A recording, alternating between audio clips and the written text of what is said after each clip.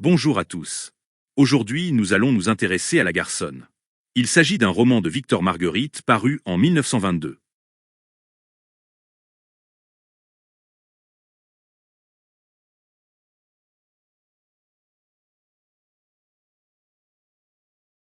Quand Monique L'Herbier avait 5 ans, tante Sylvestre est venue la garder car la gouvernante était en congé et car ses parents devaient se rendre au restaurant, puis à l'opéra. Avant le départ, la mère ne voulait pas embrasser ou être touchée par sa fille à cause de son maquillage. Le père était impatient par rapport au temps que mettait sa femme à se préparer. À 8 ans, Monique se trouvait au bord de la mer. Elle ne pouvait pas faire ce qu'elle souhaitait, mais devait faire ses gammes. Sa mère, prise par ses soirées et ses amis, et son père, pris par son travail dans une usine d'explosifs, s'occupaient peu d'elle. Après s'être débattue avec un garçon qui voulait l'embastiller dans un château de sable, elle a reçu une claque de sa mère, ce qu'elle a vécu comme une injustice. Lorsque Monique avait 10 ans, elle passait pour une extravagante aux yeux de sa mère à cause d'actes qu'elle ne comprenait pas. Monique ne se sentait aimée de personne, à part de tante Sylvestre. Après une bronchite, le médecin a déclaré que Monique devait vivre dans le sud. La fillette vivra avec sa tante Sylvestre à Hyères. À 12 ans, Monique était heureuse de vivre avec tante Sylvestre. Le lendemain devait avoir lieu sa première communion. Elisabeth Mire, surnommée Zabeth, était sa répétitrice. Elle voulait confesser ses mauvaises pensées à propos de sa jolie robe, qu'elle prenait pour de la coquetterie, et les œufs de Pâques, qu'elle prenait pour de la gourmandise. À 14 ans, Monique s'est détachée quelque peu de la religion. Elle n'avait aucune notion du mal et n'avait que l'appétit du bien. Monique était toujours amie avec Zabeth qui était éprise d'elle, mais qui ne tentait rien.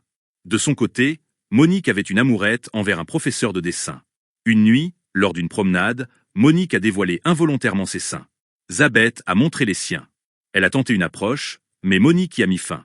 Quand Monique a eu 17 ans, cela faisait 3 ans que la guerre durait. Elle avait conscience d'une injustice entre ceux qui se battaient réellement et ceux qui étaient restés en arrière. Après ses examens de fin d'études, elle est rentrée à Paris afin de poursuivre des études à la Sorbonne. Une chambre préparée pour elle lui a fait croire qu'elle comptait pour ses parents. En réalité, sa mère était toujours la même et son père était toujours absent. À 19 ans, Monique était étudiante. Elle passait pour une originale auprès de sa bande, car elle ne pratiquait ni le flirt, ni la danse. Monique attendait le grand amour. Sa mère lui a parlé d'un mariage avec un industriel nommé Lucien Vigneret. Monique a 20 ans. Dans 15 jours, elle va se marier avec Lucien Vigneret qu'elle dit aimer. Elle s'est donnée à lui avant d'être mariée. Elle va le revoir le jour même. À une vente de charité, se trouve Monique accompagnée de Ginette Morin aux mœurs apparemment légères. Elle rencontre Jean Plombineau. Celui-ci est attiré par Monique, qu'il devine droite et honnête, mais il sait qu'elle va bientôt se marier avec le fabricant d'automobiles Lucien Vigneret qu'il sait coureur de jupons. Ginette pourrait le satisfaire pour la bagatelle. Quoiqu'il n'ait rien pour plaire, il possède 1200 francs de rente. Ils sont rejoints par Mercœur, qui est le flirt de Ginette. Il vient de manigancer une partie à 4 avec Hélène Suze, qui aura lieu le lendemain chez Annika. La générale Merlin, qui est la présidente de l'œuvre des mutilés français, accompagnée du milliardaire John White, s'approche du stand de Monique.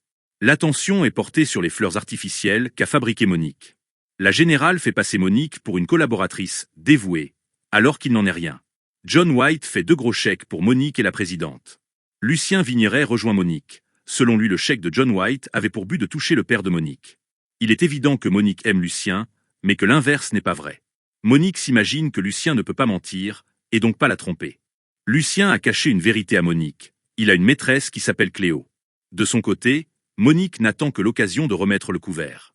Lucien ne pourra pas passer la soirée avec elle soi-disant à cause de son travail. Il ne pense qu'à son bonheur, imaginant que Monique sera absorbée par ses enfants quand elle en aura. Il ne se marie avec Monique que par intérêt d'une association dans l'affaire L'Herbier, dont il pense en tirer de gros bénéfices. Sacha Volant et Max Delhomme font monter les enchères à propos d'une rose que Ginette a à sa ceinture. Elle la donne finalement à Mercœur. Lucien ne peut pas attendre l'arrivée de la mère de Monique, à cause de son rendez-vous d'affaires. Sans la présence de son mari, Monique se retrouve dégoûtée de cette vente de charité au profit des mutilés français et se rappelle avec déplaisir sa présence dans un hôpital où se trouvaient des mutilés. Sa mère arrive enfin. Michel Jacquet propose de raccompagner dans sa voiture Monique et sa mère. Michel pense que si Monique n'a pas remarqué que Léo fait de l'œil à Ginette, c'est car elle pense trop à Lucien.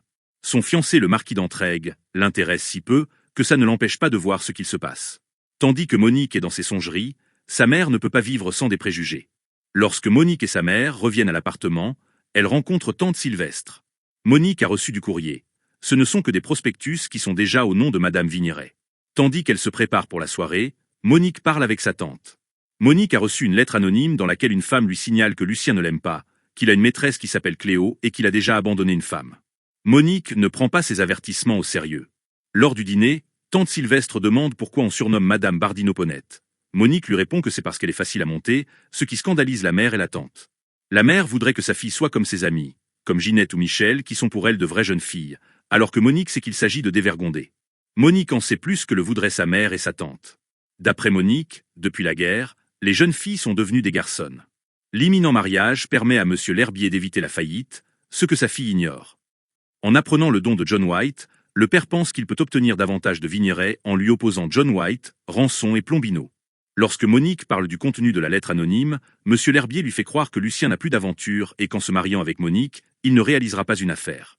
Le père dit à sa fille que son invention ayant mobilisé trop d'argent, il ne pourra pas lui donner de dot, chose dont apparemment Lucien consent. Monique accepte de se marier sans dot. Il lui fait croire qu'elle va être épousée par amour. Tante Sylvestre comprend que ce mariage conduit à des opérations financières qui sont bonnes pour tout le monde, c'est-à-dire pour M. L'Herbier et pour Lucien. Monique prend conscience qu'on ne s'est pas soucié d'elle, mais elle est heureuse de se sacrifier. Lucien les rejoint tardivement. Il est soulagé que Monique prenne bien la transaction financière qui se cache derrière son mariage. Monique et Lucien s'isolent dans le petit salon. Elle le prie de ne jamais lui mentir, le mensonge étant pour elle une faute impardonnable. Quand elle lui parle de la lettre anonyme, il lui dit que quoi qu'on ait pu lui écrire, c'est faux. Le lendemain, Monique et sa tante rendent visite au professeur Vignabo. Nous apprenons que Zabeth est devenue Lady Springfield et qu'elle a maintenant 2 enfants. Vignabo se trouve avec Régis Boisselot et Georges Blanchet. Ils étaient en train de parler du mariage, qui est un état contre nature. Monique a une opinion sur un livre de Léon Blum sur le mariage, mais comprenant que son avis ne sera pas de poids face à des avis masculins. Savant de surcroît, elle se tait. Selon Georges Blanchet, l'humanité est de nature polygame, que l'on soit homme ou femme. Monique pense que cela ne s'applique ni à elle, ni à Lucien. C'est la différence entre l'idéal féminin, de monogamie, et la bestialité masculine, qui pousse les femmes à la polyandrie. Selon Blanchet, peu de mariages coïncident avec l'amour. Il pense qu'il vaudrait mieux que les jeunes filles perdent leur virginité avant leur mariage. Monique n'est pas de cet avis. Blanchet dit que sans possession réciproque, il n'y aurait plus de jalousie. Il prône l'union libre. Le mariage garantit les enfants, dont l'État se servira pour la prochaine guerre. Blanchet pense que la garçonne de demain sera plus émancipée que celle que prétend être Monique. Monique se trouve au Cosmothéâtre avec ses parents. Ce lieu est avant tout un lieu où les femmes, en robe légère, offrent leur corps à la vue des hommes. Pendant l'entracte, Madame L'Herbier remarque que dans une loge se trouvent ensemble Madame Bardino, Madame Jacquet et Max Delhomme. La mère se demande à qui Max Delhomme fait la cour. Elle pense que M. Bardino a pu évoluer rapidement professionnellement grâce à sa femme Ponette, qui aurait fait certaines choses avec des hommes. Tante Sylvestre est absente, car elle passe Noël avec son amie Madame Ambras, professeure et directrice de l'œuvre des enfants recueillis. Lucien est absent encore à cause d'un fameux rendez-vous professionnel. Monique se rend à la loge de Michel, où Michel et Max Delhomme se moquent de la mine de Cécile Mire. Michel raconte qu'elle a joué un sale tour à Cécile aujourd'hui. Sachant qu'il a le béguin pour Sacha Volant, il a fallu qu'il devine les yeux bandés qui était la personne qu'il embrassait. Il n'a été embrassé que par des femmes dont une portait une moustache. Dégoûté, Monique s'en va. Michel fait exprès de remettre le mouchoir de Max dans sa poche. Max caresse les jambes de Michel et va même plus haut. Lorsque Michel s'absente, Max reçoit les avances de Madame Bardino, qui se moque des infidélités de Mercœur. Suite au spectacle, se trouve au restaurant Monique, Monsieur et Madame L'Herbier, Michel, Rançon, Max Delhomme, Madame Bardino et Plombino. Monique avait dit à Lucien qu'elle rentrerait directement après le spectacle, mais elle a été plus ou moins forcée d'accepter l'invitation. Monique aperçoit son futur mari en compagnie d'une femme. En épiant le couple, elle devine que la femme doit être la Cléo dont parlait la lettre anonyme. Elle rejoint les autres au restaurant. Rapidement, elle s'absente sous le prétexte de ne pas se sentir bien. Tout en marchant dans les rues, Monique est chamboulée par ce qu'elle vient de voir, scandalisée principalement par le mensonge de Lucien. Elle se rend compte que Lucien ne l'a jamais aimée et qu'il ne s'est servi d'elle que pour ses affaires. Elle pense à la comédie qui lui servira le lendemain. En montant dans un taxi, elle rencontre un homme. L'inconnu veut lui forcer la main. Elle décide de se laisser faire, voulant trahir Lucien, tout comme Lucien l'a trahi. Elle se laisse prendre dans une chambre d'hôtel, sans y prendre de plaisir. Monique revient chez elle. Madame L'Herbier y est déjà et a été inquiète de l'absence de sa fille. Elle explique à sa mère la tromperie de Lucien. Elle ne reçoit pas le soutien de sa mère, qui lui préconise d'attendre une explication avant de se tourmenter. Alors que pour Monique son histoire avec Lucien est finie, sa mère tente de dédramatiser la situation afin que sa fille et Lucien vivent ensemble. Monique se rend compte de l'abîme qui la sépare de sa mère. Le lendemain, Madame L'Herbier révèle à Lucien et à son mari que Monique est au courant de la tromperie. Elle dit à sa fille que Lucien a soupé la veille avec Cléo, car elle demandait une grosse somme pour se tenir tranquille et qu'en cachant la vérité à Monique, Lucien n'a cherché qu'à la ménager. Pour Monique, son histoire avec Lucien est finie, non pas à cause d'une jalousie, mais à cause du mensonge. La mère demande à sa fille d'avoir une largeur d'idées et d'arrêter son intransigeance avec laquelle il aurait peu de mariages et beaucoup de divorces si les autres femmes pensaient comme elle. Monique refuse de se soumettre à cette idée et elle avoue à sa mère qu'elle a eu une relation avec quelqu'un hier soir. La mère est furieuse de cette révélation. Madame L'Herbier lui conseille de taire son escapade. Elle avoue elle-même avoir été trompée par son mari et s'être consolée comme elle a pu. Monique refuse de se taire. Monsieur L'Herbier demande à voir Monique. Il minimise la faute de Lucien et donne du poids à la faute de sa fille. Son père la prévient que Lucien va venir. Monique refuse de rentrer dans le rang, comme le voudrait son père. Le non-accomplissement du mariage signifie une faillite pour son père. Son travail de recherche ne portera pas ses fruits. D'après Monique, si l'invention vaut quelque chose, alors son père n'a pas à s'en faire. Il lui fait comprendre que si Monique est enceinte, alors l'honneur de la famille en pâtira. Il lui révèle que Plombino a dit souhaiter devenir son mari, si le mariage ne se faisait pas avec Lucien. Monique a l'impression d'être pour son père un bétail que l'on vend. Elle refuse la proposition. Le lien entre le père et la fille est définitivement brisé. Lucien arrive. Monique parvient à le rencontrer, alors que son père aurait voulu éviter cette entrevue. Lucien débite ses mensonges. Il comprend que s'il perd Monique, il perdra aussi son intérêt dans l'affaire. Monique refuse de se marier avec lui ou avec un autre homme et lui avoue s'être donnée à un autre. Lucien prend mal le fait qu'elle se soit donnée à un inconnu. Elle lui fait comprendre que les mentalités sont en train de changer, puisqu'on se dirige vers une égalité. Ils se disent adieu. Peu après, tante Sylvestre se fait renverser par un autobus. Monique écrit des lettres à Madame Ambras. Monique est bouleversée par la mort de sa tante, ce qui la plonge dans la tristesse. Elle a quitté ses parents et vit maintenant seule. Elle songe à devenir décoratrice. Dans un dancing, Michel d'Entraigues, Hélène Suze et Max Delhomme parlent de Monique qui porte maintenant les cheveux courts. Alors qu'Hélène pense que ça la vieillit, Max pense qu'elle fait son âge. Monique est accompagnée de son amie Niquette, qui est une star de music-hall. Monique a ouvert un magasin d'art ancien et moderne rue La Boétie. Les débuts ont été difficiles, mais la situation s'est arrangée grâce à Pierre Dessouzet et à Niquette. Monique et Niquette dansent ensemble, Monique se moquant de l'affichage. Niquette doit s'en aller afin de donner un sketch, mais Monique veut rester encore un moment. Niquette fait garder Monique par Briscoe qui est un comique. Briscoe fait une proposition à Monique, celle de faire des décors d'une pièce de théâtre dans laquelle jouera Edgar Lair. Monique danse avec Briscoe, Niquette autorisant sa chérie à seulement danser avec les hommes. Il se passe pourtant une combinaison d'électricité. Le lendemain se trouve dans le magasin Monique, Edgar Lair, le comédien, et la vendeuse Claire Tcherbaliev, Briscoe et Niquette. À propos de la décoration de la pièce, Monique et Edgar Lair ont des idées différentes. Monique doit s'occuper des choix de décor d'Edgar Lair. Hier soir, lorsque Monique et Niquette étaient au restaurant, Monique a avoué avoir ressenti quelque chose pour Briscoe lors de la danse. Monique a le pressentiment que Niquette va devenir un souvenir qui s'effacera. Monique passe ses soirées à danser. Monique et Niquette ne sont plus que des amis. Briscoe n'aura pas sa chance, puisqu'il retrouve Monique dans un dancing dans les bras d'un Américain. Elle dit qu'elle va rencontrer Lucienne Marnier pour la décoration d'une fête en l'honneur de Pyrrhis, qui est un danseur nu. Monique a eu entre-temps quelques expériences. Elle repousse ses partenaires avant le final, car elle ne veut avoir d'enfant que d'un père qu'elle aura choisi.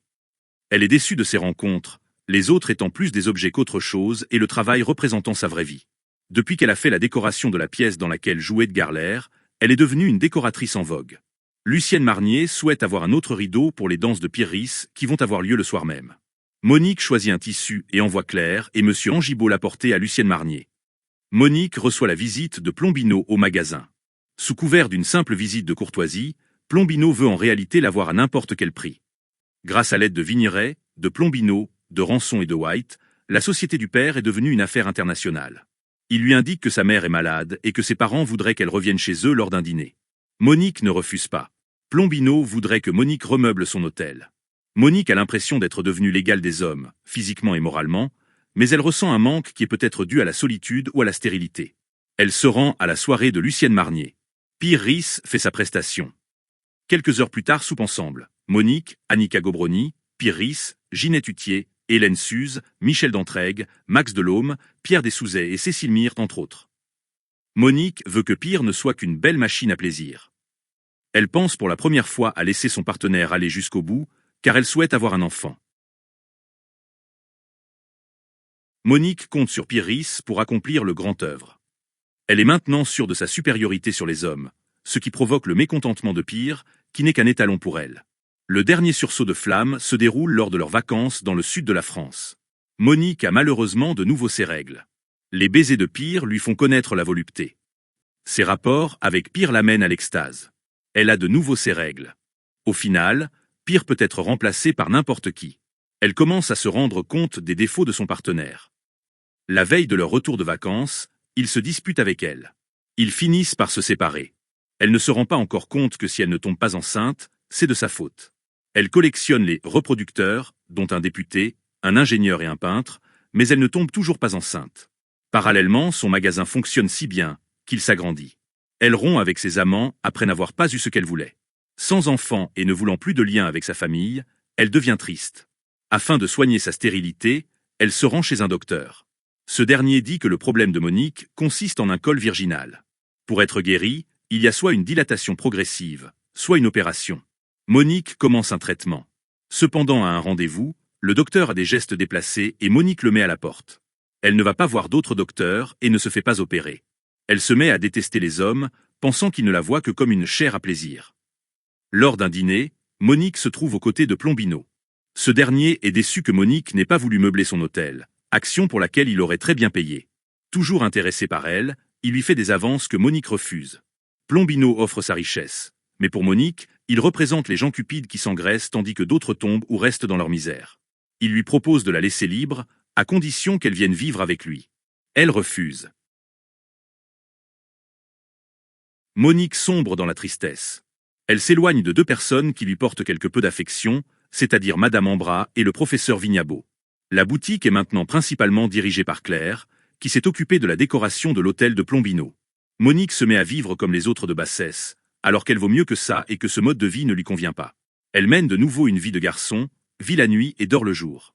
Elle a passé la nuit à fumer avec Annika Gobroni, ce qui explique son réveil tardif et son mauvais état.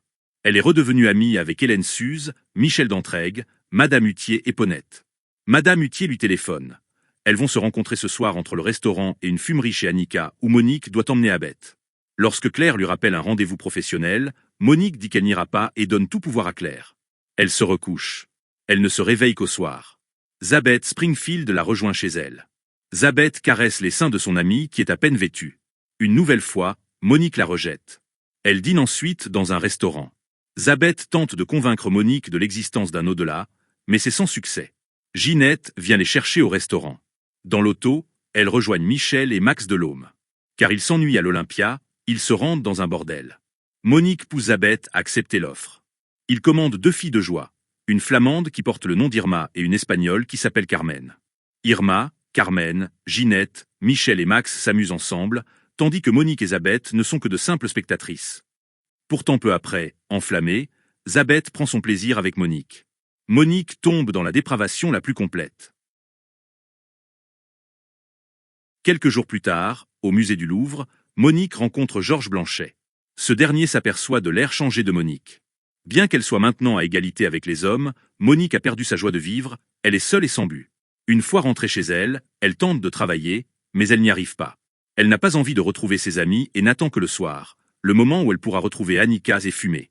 Elle est devenue addicte. Lorsqu'elle se rend chez Annika, celle-ci lui dit qu'elle n'a pas reçu la confiture qu'elle devait recevoir, car son livreur s'est fait pincer. Elle lui propose de prendre à la place du drop. Tandis qu'Annika prend de la coco, Monique continue de prendre de l'opium, bien qu'Annika la pousse à prendre de la coco. Monique ressent à la fois le vide et la plénitude. À un moment, ne parvenant plus à planer, elle suit le conseil d'Annika. Au lieu de se sentir détendue, elle devient agitée.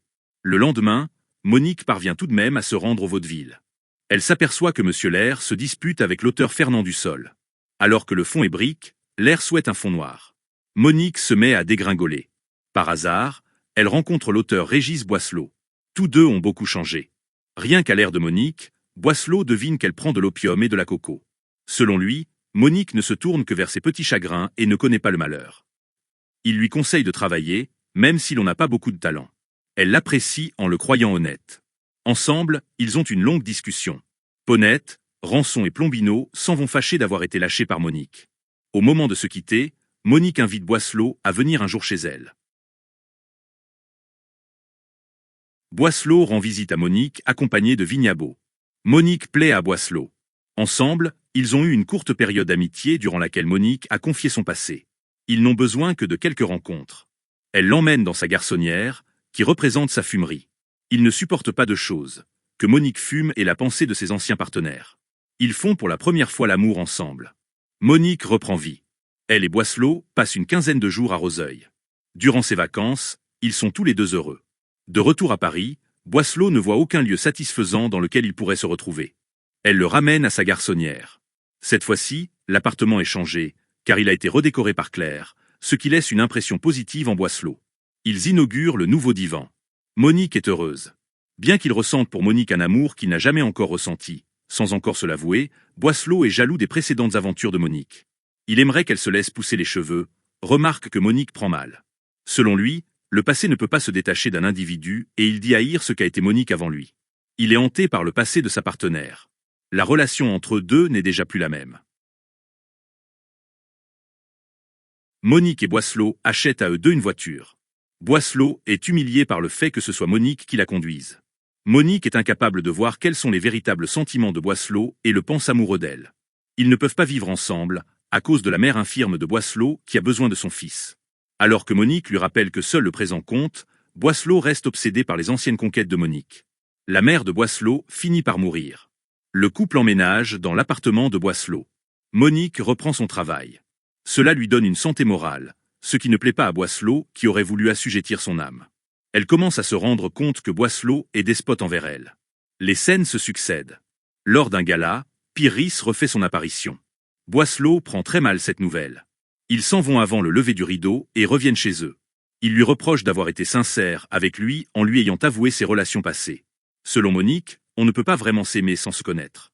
Boisselot trouve normal qu'il ait eu des maîtresses avant Monique, mais ne trouve pas normal qu'une femme ait eu des partenaires avant lui.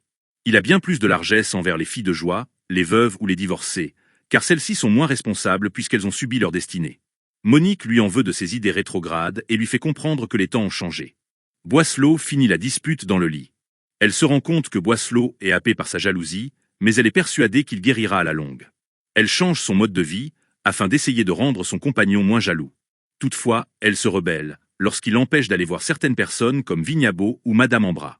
Il est certain que si elle veut partir pour Vaucresson, ce n'est pas pour y voir Madame Ambras, mais pour y retrouver des hommes.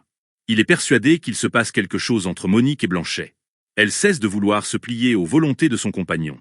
Ils iront tous les deux chez Madame Ambras à Vaucresson. Ils se rendent à la maison de Madame Ambras. Ils tentent de se persuader que Monique a raison dans ce qu'elle avance. Nous apprenons sur place que Vignabo, Blanchet et les Murois sont présents, ce qui déplaît à Boisselot. Ce dernier garde ses avis pour lui, sûrement parce qu'il est empêché par la présence de Madame Ambras. Il rencontre Henriette Lamure, surnommée Riri, qui est une fillette adoptée par les Ambras. Lorsque Boisselot remarque l'accueil que les invités font à Monique, il en ressent de la jalousie. La conversation tourne sur le besoin d'avoir de nouvelles lois afin que les enfants sauvés par l'œuvre ne puissent pas être repris par leurs parents maltraitants. Puisque le monde change, Blanchet est persuadé que la loi va changer. Boisselot ne peut pas s'empêcher d'être mordant envers Blanchet, ce à quoi Blanchet ne manque pas de répondre. Monique pense que Boisselot a vu plus clair qu'elle dans le lien qui unit Monique à Blanchet. Le débat dévie sur l'éloquence, qualité dont est pourvu Blanchet qui ne veut pas s'en servir. Après le départ des Murois, le discours dévie sur le désintérêt des gens pour la politique qui ne s'occupent plus que de leurs affaires. Boisselot se plaint de la société actuelle qui est bouleversée, changement dont il n'est pas à l'origine. Madame Ambras lui fait comprendre que si les femmes pouvaient changer le monde serait meilleur. Boisselot est rude envers le féminisme de Madame Ambras. Il ne pense pas que ce soit les hommes qui soient responsables des mœurs nouvelles des jeunes filles. Madame Ambras lui fait remarquer que les hommes sont encore les maîtres et qu'il a tort de prendre des cas particuliers pour des généralités. Blanchet pense qu'un ordre va s'établir de l'anarchie et juge la recherche de la virginité chez une femme désuète. Quand Boisselot surprend un regard entre Blanchet et Monique, il s'en va avec sa compagne. Monique sait qu'il va se dérouler une scène qui finira comme toujours dans le lit. C'est pour cela qu'elle préfère ne pas rentrer. Monique et Boisselot s'installent dans un jardin. Boisselot se montre étrangement humble, si bien que Monique a du mal à le croire. Il propose d'acheter la maison de Roseuil pour y vivre. Il est persuadé qu'en changeant de lieu, ils peuvent être heureux. Il voudrait que Monique devienne sa femme. Quelques jours plus tard, Monique accepte de repartir avec lui à Roseuil. Ils sont heureux la première semaine. Cependant Monique refuse le mariage, ne le voyant que comme une corde au cou. Les jours d'après sont plus tristes, le mauvais en n'arrangeant rien. Une plainte de Monique déclenche une tempête. Boisselot est toujours jaloux de Blanchet et il sait que Monique a reçu une lettre de Madame Ambras. Après qu'elle ait dit que Blanchet lui manquait, il devient violent envers elle. Il lui reproche d'avoir fait les mauvais choix dans le passé. Monique décide de partir, bien que la bonne tante de la persuader de rester. Monique sort commander une voiture. Elle revient, afin de préparer ses malles. Boisselot veut l'empêcher d'emporter ses affaires et de partir. Cependant, quand vient le chauffeur, il est obligé de la laisser s'en aller. De retour à Paris, Monique met quelque temps à s'en remettre. Elle brûle les lettres que Boisselot lui écrit et Boisselot se fait éconduire quand il vient la voir. Madame Ambras vient la voir et l'emmène à Vaucresson. Monique est maintenant à Vaucresson en compagnie de Monsieur et Madame Ambras, de Blanchet et de Riri. Elle se sent bien dans ce refuge et ne pense plus à Boisselot. Tandis qu'elle est un moment seule, Boisselot fait une soudaine apparition. Il veut que Monique vienne avec lui. Comme elle ne le veut pas, il sort un Browning. Blanchet, en voulant protéger Monique, est touché par une balle qui lui traverse l'épaule. Monique n'est que très légèrement touchée. Boisselot s'enfuit peu après. Ramené à la maison, Blanchet reprend connaissance. Monique pense que Blanchet est heureux d'avoir fait ce qu'il a fait pour elle. Avant l'arrivée du docteur, ils se mettent d'accord sur le fait de dire qu'il ne s'agissait que d'un accident. Le docteur vient. Le cas n'est pas grave et ce ne sera que l'affaire de 8 jours. Blanchet se reposera à Vaucresson. Monique donne sa chambre aux malades. Suite à la Première Guerre mondiale, à laquelle il a assisté, Blanchet est revenu changé. Il a commencé à haïr le mensonge social et à chercher la vérité et la justice. Seul dans ses idées, il se pensait être un homme fini. Ses amis lui ont conseillé de se marier, mais selon lui le mariage n'allait pas de pair avec l'amour. Au cours de ses entrevues avec Monique, il s'est mis à l'aimer inconsciemment. Près du lit du malade, Monique n'est pas insensible au sacrifice. Quelques jours plus tard, Monique apprend que Boisselot va partir au Maroc pour une longue absence. Monique est une garde-malade pour Blanchet, la présence de l'un apportant la joie de l'autre. Selon Blanchet, le passé de Monique ne compte pas et tout commence. Ils s'avouent mutuellement qu'ils s'aiment. Au bout des 8 jours, Blanchet veut revenir chez lui, ce qui n'est pas l'avis de Monique et de Madame Ambras. Un moment, Monique a l'impression de voir en Madame Ambras sa tante Sylvestre. Madame Ambras propose de réveillonner en souvenir de tante Sylvestre qui a passé ici il y a 4 ans son dernier Noël. À Paris, Monique et Blanchet se revoient soit chez l'un, soit chez l'autre. Bien que Blanchet fasse preuve de délicatesse envers elle, Monique n'accepte pas de s'offrir à lui. Monique est si nouvelle que Claire la trouve transformée. Claire est maintenant Madame Plombino. Elle a des projets d'avenir. Elle veut acheter à Claire sa voiture avant le réveillon, car elle a pour projet d'amener Vignabo à Vaucresson. Claire lui apprend la mort d'Annika, décédée d'un phlegmon de la gorge. Monique se rend compte que ses anciennes connaissances sont comme mortes pour elle. Au réveillon, se trouvent les Ambras, Monique, Blanchet et Vignabo. Monique se rend compte des difficultés passées et sait qu'elle a été sauvée par la présence de son compagnon actuel. Blanchet lui demande d'être sa femme. Monique accompagne Blanchet en voiture. Ils s'embrassent. D'après Vignabo, bien des femmes sont sorties de la guerre avec une soif d'émancipation. Même si elles sont encore peu, il pense que l'élite entraînera la masse. Le roman est divisé en 3 parties. La première partie va de l'enfance de Monique jusqu'à sa rupture avec son fiancé et sa famille. La seconde partie va de son installation dans la vie de femme seule jusqu'à sa rencontre avec Boisselot. La troisième partie va du commencement de la relation Monique-Boisselot jusqu'à sa relation avec Blanchet. Le roman se concentre sur l'évolution d'un seul personnage féminin qui est Monique, une fille de la bourgeoisie parisienne. Dans la première partie, il s'agit d'une jeune femme conventionnelle. Elle va bientôt se marier avec un fiancé choisi par ses parents. Elle aime Lucien et pense que Lucien l'aime pareillement. Elle a une vision très naïve du mariage qui contraste étonnement avec les discours des 3 hommes du chapitre 4. Monique imagine qu'elle m'aime et que Lucien échappe aux descriptions faites par Blanchet. Une grande partie de son éducation provient de sa tante Sylvestre qui l'a transformée en jeune fille pure. Le seul point qui dénote est le fait que Monique se soit donnée à Lucien peu de temps avant la date prévue de son mariage. Même si Monique est conformiste, nous pouvons déjà déceler quelques éléments qui nous éclairent sur son évolution future. Dès le premier chapitre, nous constatons qu'il y a une division en 2 parties de la famille. Monsieur et Madame L'Herbier sont ensemble, tandis que Monique et Tante Sylvestre forment un autre groupe. La création de ces deux clans aura un impact tout au long du roman puisque Monique cassera avec ses parents et que Tante Sylvestre restera un idéal pour Monique et ce jusqu'au dernier chapitre de la dernière partie. Monique a également conscience d'être différente des autres jeunes filles ou femmes qui sont autour d'elle. Alors que les autres collectionnent les fleurs tout plus, Monique reste pure. Très tôt dès le premier chapitre, Monique dénonce le mensonge social. Ainsi, lors de la représentation de Ménée, l'auteur ne nous offre pas une vision classique d'un théâtre, mais une vision particulière en écrivant qu'on eût dit un marché d'esclaves, sous l'œil expert des amateurs et des marchands. Monique aime l'ordre, le droit et la justice. Elle apprécie Lucien en partie parce qu'elle le croit doté des qualités qu'elle possède et qu'elle recherche. Ce sera de même avec Boisselot que Monique imagine être droit et franc. La deuxième partie nous fait part d'une certaine libération, si on peut dire. Tout d'abord, Monique a rompu avec son fiancé et ses parents. Elle est parvenue à ouvrir sa boutique de décoration, notamment grâce à l'héritage de Tante Sylvestre. Bien qu'elle connaisse des difficultés au début, son entreprise se développe de plus en plus au fil du roman. Ceci lui apportera une indépendance financière et un statut social. Monique porte les cheveux courts. Elle n'est plus blonde, mais a teint ses cheveux en acajou. Elle sort tous les soirs, va dans des dancings, fréquente un bordel. Au début de la deuxième partie, elle est en couple avec Niquette et elle n'essaie pas de cacher cette relation. Monique a aussi bien des relations avec des hommes qu'avec des femmes. Dans cette partie sont cités Niquette, Zabeth, Pire, un député, un ingénieur et un peintre. Elle peut être bisexuelle ou pansexuelle. Une partie à plusieurs est représentée. Le roman parle à de multiples reprises des garçons. En utilisant ce terme, on signifie que les jeunes femmes sont devenues autres à l'issue de la Première Guerre mondiale. En effet, elles sont devenues plus libérées, contrôlent davantage leur vie, sont moins soumises à la pression sociale et satisfont bien plus leurs envies. Bien que l'on puisse penser que Monique est la seule à être une garçonne, cela n'est pas le cas. En effet, dans la troisième partie, il est écrit « un être encore singulier, quoique naissant par milliers d'exemplaires, et avec lequel il fallait dorénavant compter, comme avec un égal ». Monique paraît avoir tout pour elle. Elle est belle, riche et intelligente.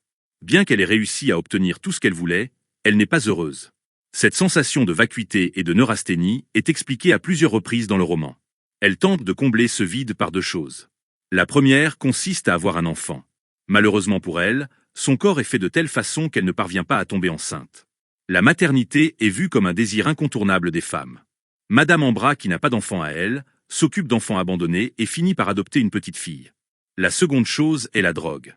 Celle-ci ne fait sentir bien Monique qu'au moment de la consommation, la réalité écrasante de la vie réapparaissant en dehors des temps de fumerie. Monique se dirige vers la décadence. Elle outrepasse la notion de liberté, puisqu'elle tombe dans les excès.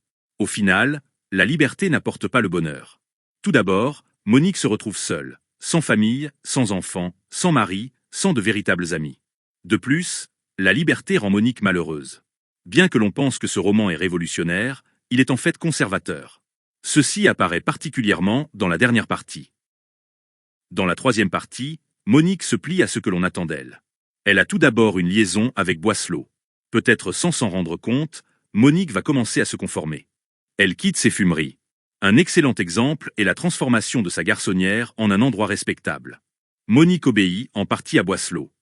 Il lui a indiqué le travail comme remède et peu de temps après, elle réintègre sa boutique qu'elle avait délaissée lors de la seconde partie et laissée entre les mains de Claire. Monique change également quelque peu son mode de vie.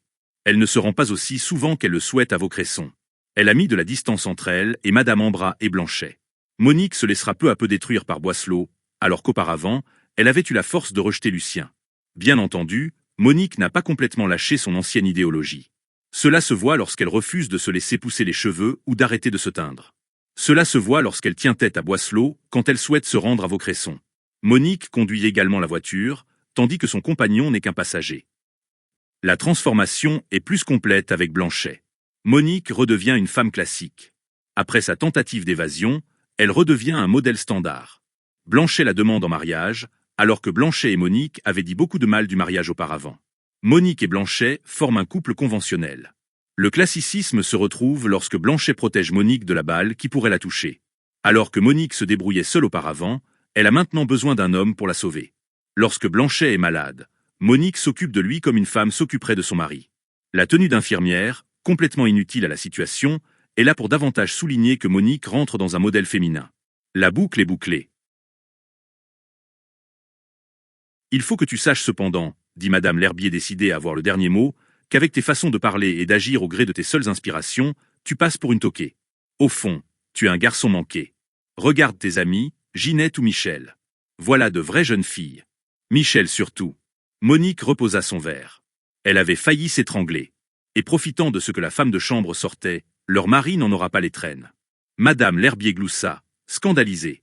Elle eût voulu que Monique, tout en n'étant pas absolument une oie blanche, gardât jusqu'au mariage cette ignorance décente que discrètement la mère, à la veille du grand soir, éclaire. Mais, sous prétexte d'éducation scientifique, cette franchise qui ne reculait devant rien, même pas, au besoin, devant l'appellation, par leur nom, des organes les plus secrets. Non. Quoi qu'en pensât tante Sylvestre, certains chapitres de l'histoire naturelle devaient pour les jeunes filles se borner au règne végétal. Aux précisions anatomiques, Madame L'Herbier préférait, en dépit de son pseudo-danger, l'ombre dormante, la pudeur c'est cela. La pudeur du mystère. La pudeur, quand elle avait lâché ce grand mot, elle avait tout dit. Tu me fais bien souffrir, murmura-t-elle. Il faut en prendre ton parti, maman. Depuis la guerre, nous sommes toutes devenues, plus ou moins, des garçonnes.